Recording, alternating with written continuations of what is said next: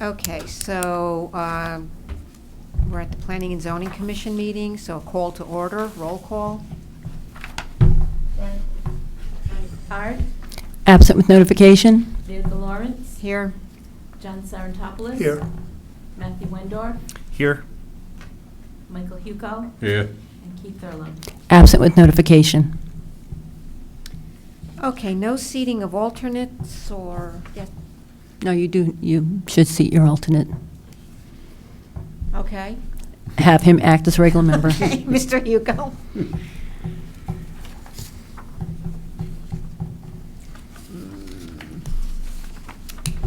Okay, are there any addendums to the agenda? No, there are not.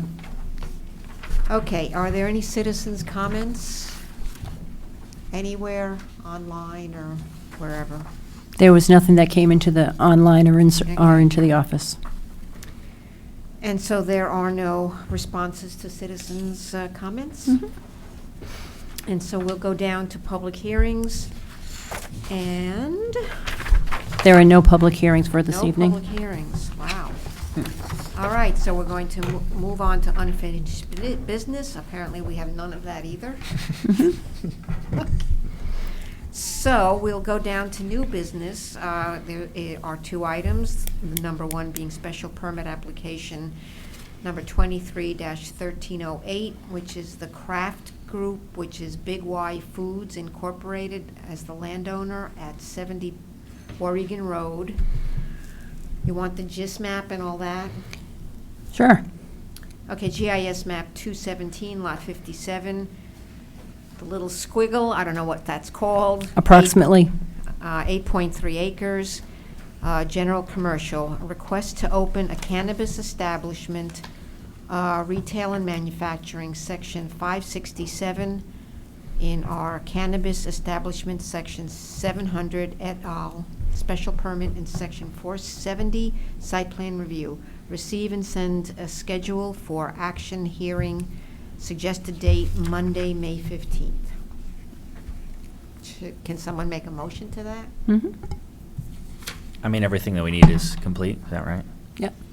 Yeah, I'll make a motion to receive and schedule special permit application 23-1308 for hearing on June 19th, 2020. No. Oh, May I'm 15th, sorry, May Monday. 15th. I jumped down to the next one. May 15th, 2023. A second? Second. All those in favor? Aye. Opposed? So moved. Okay, so number two is zone text change application number 23-1309. Michael Shabenis Mhm. and Jessica O'Brien are asking for a zone text amendment to allow for wedding/event venues in the rural development and low-density zones by special permit. So receive and schedule for action hearing, suggested hearing date, June 19th. And that's to allow us proper time for notification to NECOG. We don't have enough time between this and our meeting in May So to does notify. anybody want to make a motion? For text change? Is that, Sure, I'll make a motion to receive and schedule for application 23-1309 for June 19th, 2023. second? Second. All those in favor? Aye. Aye. Opposed? So moved. Alrighty. Okay, adoption of minutes? Excuse me, could I ask a question on either one of those things at this point? Well, what was it? I know we just approved both of them, Well, you approved them to move forward. yeah, but I've got a question on that first one. Go right ahead. What is I it? thought that we were only allowed one cannabis.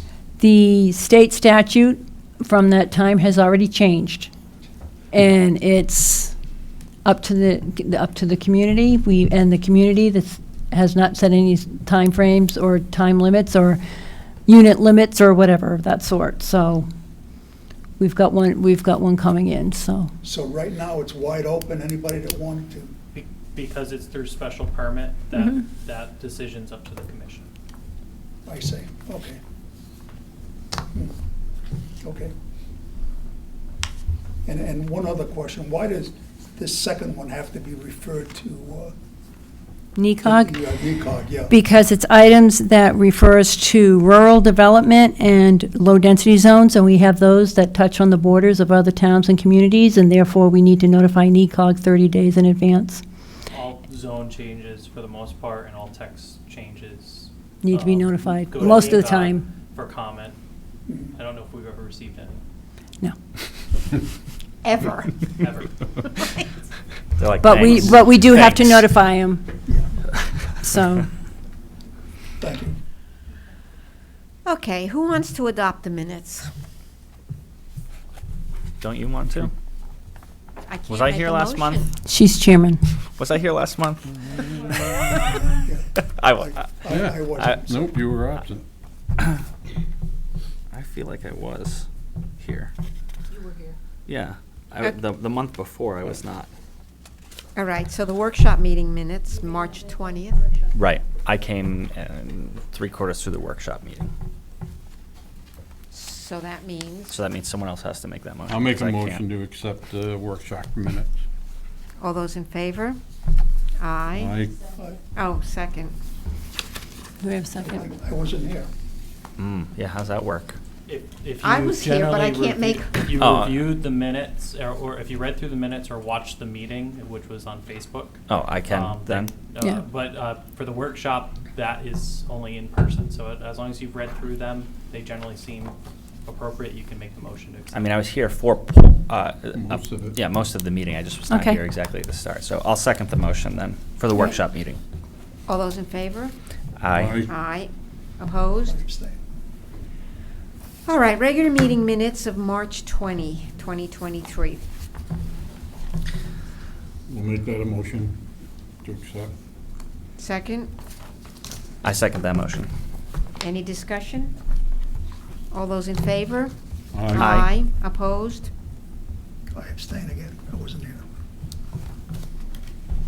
All right, we're good to go. All right, down to other miscellaneous workshop if needed. Was that not what we were just doing before? Yes, so Yes. if you want to continue having that discussion. Was Mr. Kumic now, and to finish it off for the night? So, Do we make a motion for this? yes, please invite him to the table. Is this a Open up the motion to floor. just open it to the public? Open up the floor. Sure, I'll make a motion to open the floor to the public for comment. Second. All those in favor? Aye. You know, you're gonna have to buy a house in this town. You suggested that before. I'm old, I'm repeating myself. Well, as I said the previous time, I'm not the, I'm a non-voting member of the household, so. Wise man. Okay, so I believe, where do you want to start on yours? I think we skipped over the analytical labs, but. I believe so. Maybe okay. Yes. And so then.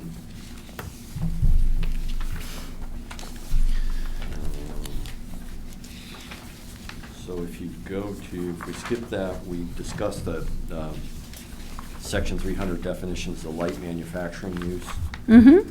And then if you go on to the next page of my letter, I think that, so there were modifications to the definitions for both warehouse and distribution center. Mm-hmm. And so I think they may be addressed. You'd like to address them. No, I think they, I think Yeah, but- you may have addressed the issue. Yeah, because we now are providing definitions for those, so. Okay.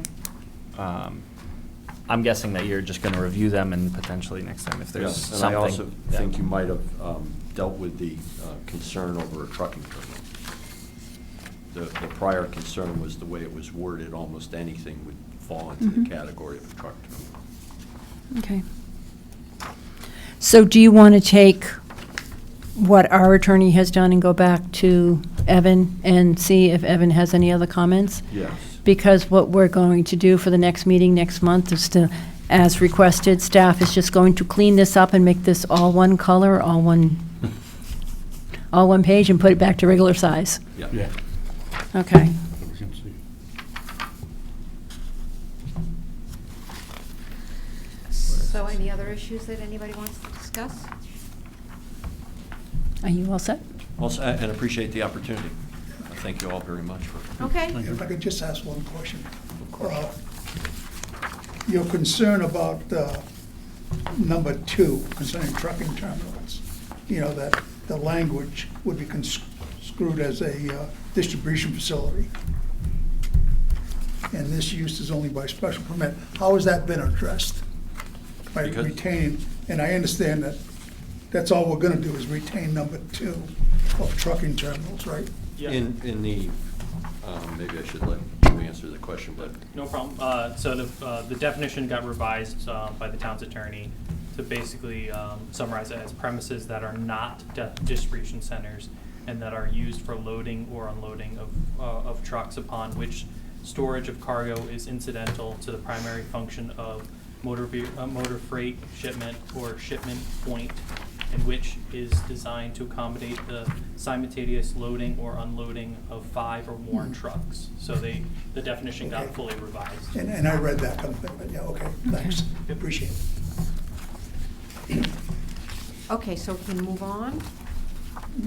I'm just curious, is there a reason for 5 trucks? I don't know if there's a specific reason. I'm just curious. That, like, I know that there are plenty of places that are not distribution centers that have more than 5 loading and unloading bays, though. Because I would imagine that there's the receiving and shipping bays, and I can't imagine that you're gonna be saying that, you know, if you only have 3 on one side, you're receiving 3 trucks and you're also shipping out 3 trucks. That's 6 by itself, and that's not a huge volume. So I think maybe we just, unless there's a specific reason for limiting it to 5, I think that it, That I has been don't. eliminated, right, number 1? No, I'm If talking you under read at the end of trucking number two. terminals. The last little bit where it says for unloading of 5 or more trucks.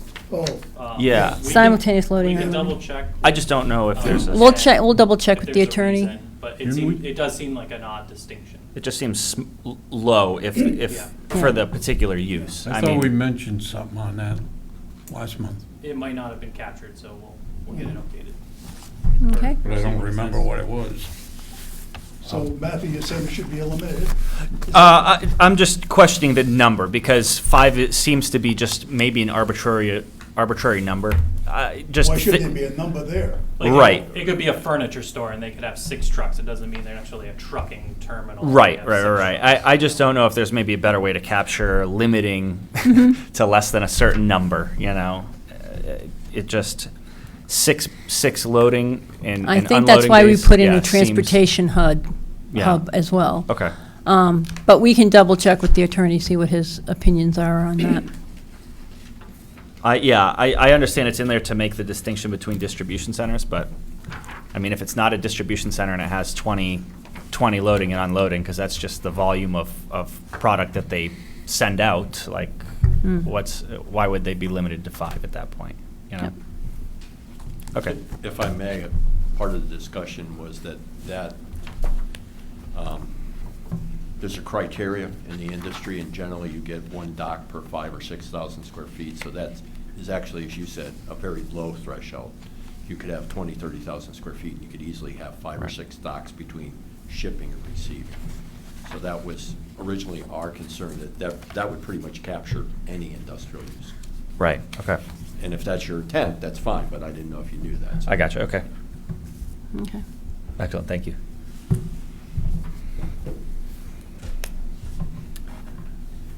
Where are we now? Number 11, correspondence. Have a You're good welcome. trip.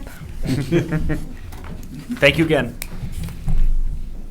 Correspondence, so what, zoning practice is a book that's descended upon us, or what? Yeah, zoning practice is a pamphlet. I get it once a month. We're trying to update you, keep you up to date on the latest and greatest of what the APA is suggesting. So this one this year just happens to be about drone zoning. I haven't really read through it, so I don't have an opinion on that one yet. Well, So, And the other one, we have a correspondence dated March 30th, 2023 concerning 812 Providence Pike. It's basically a tower sharing request by New Singular Wireless. So And in the there's- past, we've had towers, and they've been shared by various businesses. Right, And different carriers, yes. different carrier, yeah. But so, does that mean we already have regulations in place for that, or? What it is that if it's a cell tower and there's a carrier that's coming in for a shared tower, they have to go through the siting council, but the siting council makes them notify us. The siting council has control. We don't have control over it, but it's letting us know. So what I do is I give you the front page document, and I tell you that the rest of the application is in the Planning and Zoning Commission office. And if you want to come down and look at it, because 9 times out of 10, what we're getting now, it's not for new towers, it's all for pre-existing towers, and everybody's upgrading from 4G to 5G.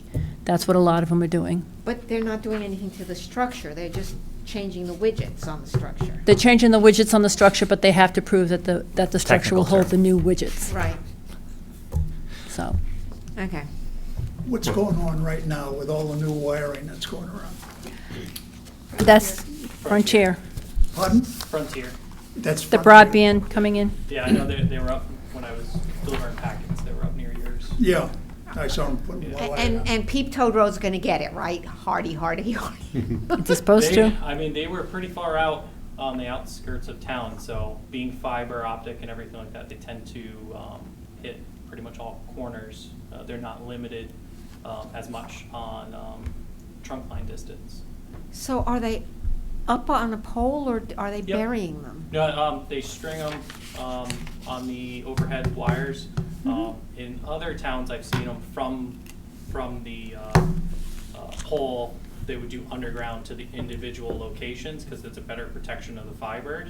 But they might be proposing overhead connections. I haven't seen private connections yet. I did get a flyer at my house, so maybe I'll test it out. We'll see.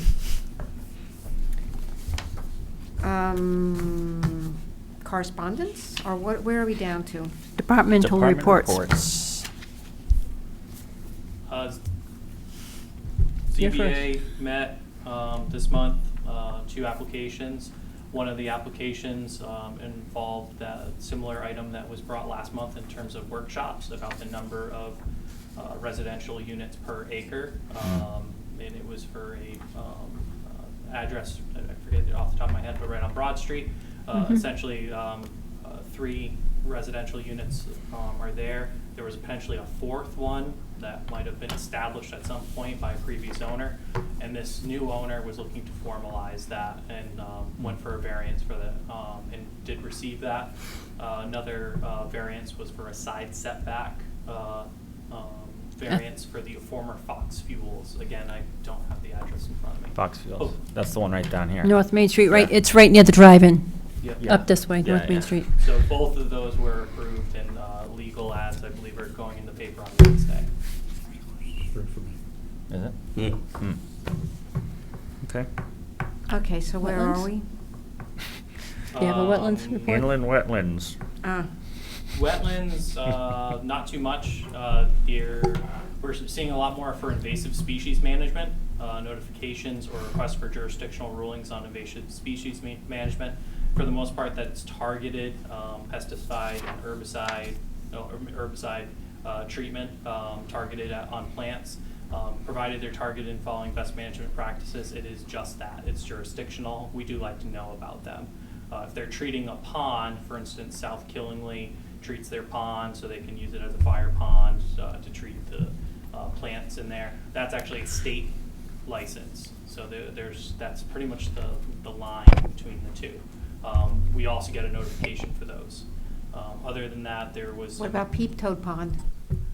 Peep Toad Pond. I don't think I've gotten a application for treatment there. They usually are. I mean, we're really off the beaten track. Yeah, I had one for Snake Meadow Club as well. So both of those were notifications, but it's usually a 3-year permit. But if you're individually looking at treating invasives, which is something has come more to the forefront in terms of property management, we're seeing applications for that. Similar way of dealing with it as timber notifications, which we've been getting a lot more timber notifications with property owners trying to address their tree stands, many of which got damaged by spongy moth or gypsy moth. Common for us. Other than that, I want to say ongoing business for some private residents. Nothing major. Question on the invasive species. This is all part of their stuff? Is bamboo, does that qualify? I believe, yeah, certain ones are by name, like Japanese Creeping. knotweed is a type of bamboo that is very pervasive. We see that all over the place. And then there's more ornamental, what you would picture as bamboo. Again, all banned plants. If you get caught planting them outside, I think they're running for the states like $150 per plant for violators. But if you go to a garden center and buy something, is there any guarantee that the garden center is not selling you something that's Most a problem? don't necessarily hold me to this. Most of the garden centers around here are pretty good about that. The area that becomes going to treatment of invasives comes with aquatic plants. There's a lot of aquatic plants that are meant for fish tanks or for your private little koi pond that are not supposed to be in public waters or state waters. And people dump them out into those, and then next thing you know, it's Aquatic Lake was one that had a bunch of invasive plant species, and some of those are extremely hard to get rid of. So I haven't actually gone down to the edge of Peep Toe Pond. I don't know what's down there. I'm tick phobic. Well, we have a conservation easement right on that. Yeah. Yep. So we could always look at it. We do baseline. We're in the process of doing baseline documentation at all of our conservation easements and properties. We're focusing foremost on town-owned properties and then spreading out to easements. Okay, so when you get around to Peep Toe Pond, I'll take a walk with you. Feel free. Yep. Okay. I'll let you know when we go. Okay. We'll know if he doesn't come back. I've been over there with our guy. I think he's been before. Yeah. We'll know now. Fun place. A lot of rocks.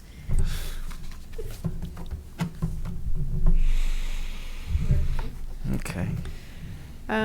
Economic Development, KBA's Beautification Committee is re-engaged. They've been working really hard. Last Friday, on Good Friday, they finished painting the dugouts and got the field ready down at Warwigan Road for baseball season.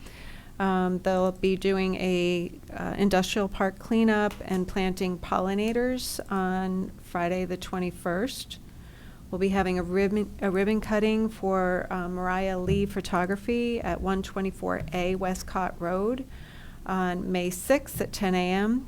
We're in the process of scheduling one for Apex Chiropractic at 21 Putnam Pike. And we've been working on the recertification for Sustainable CT.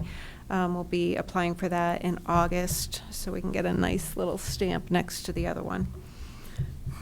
That's all I have. Thank you. Anybody else? From the town council meeting, there was a public hearing, and the number of members for the Inland Wetlands Watercourse Commission was reduced from 7 to 5 because they've been unable to have a quorum, and all of the other commissions have 5 members, so that was approved. April is World Autism Awareness Month, and Michaela Barstow from Plainfield was honored for her longtime service as a young Marine. A flag was or will be flown over the town hall and given to her in her honor. And from the town manager's report, Patricia Monahan, the revenue collector, will be retiring on April 28th. She has 43 years of service to the town of Killingly. Oh, my gosh. FEMA is revising its flood map for Wyndham County, and we're gonna see how it impacts Killingly.